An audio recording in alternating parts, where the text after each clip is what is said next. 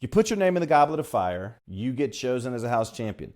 You are forced to play, or else what? Binding magical contract. You're forced to play. So here, let's say I'm Harry Potter. Never thought of that. Right? Yeah. Oh, you better be sure, because this is a binding magical contract. It's one of those typical empty threats. Well, and the only thing that I can think of is, because you can go to every, we're not going to spoil this, right?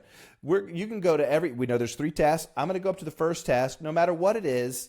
No, thanks. No, you have to do it. No, I'll do it. I'll just take the 0 points, and then we can move on. No, this is a binding magical contract. Like, I'm not going in there. The only thing I could think of is that because of the binding magical contract, it would pull you in and force you to play. I don't think it would. The magic itself.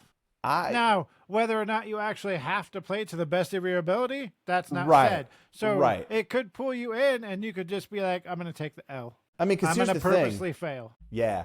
I think the biggest insult would be your school is not allowed to replace you as a champion. So you just let down the entire school. So you just let down your school, which would be a huge, huge thing. But they've already changed the rules so that nobody's going to die. Well, so your binding magical contract, I don't think it's going to bring you any sort of physical or mental harm. I think it's just that you're not allowed to be, you can't be subbed in.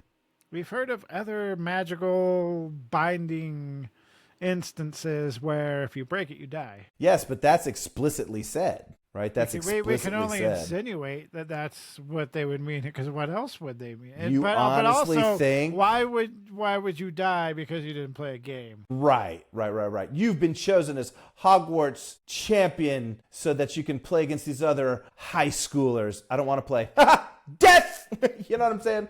So it's like they make it sound so ominous, and yet how bad would the punishment be? I can't wait for people to drop their comments on that. I can't wait to keep this discussion going, because I've never thought of it, because, you know, it's just like in today's world, like, do this or else. Unless you're the IRS, or else what? Yeah, or else. Even if you're the IRS. Okay, I'm going to call a tax attorney. And they're going to, if the IRS tells me or else, I'm like, oh, I better do this. Yeah, that is a scary one. But anything else, I'm like, yeah.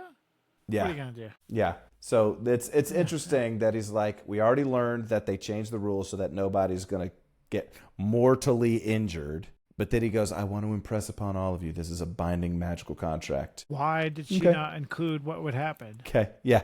I wonder if do you know if she stated what would happen? I don't know.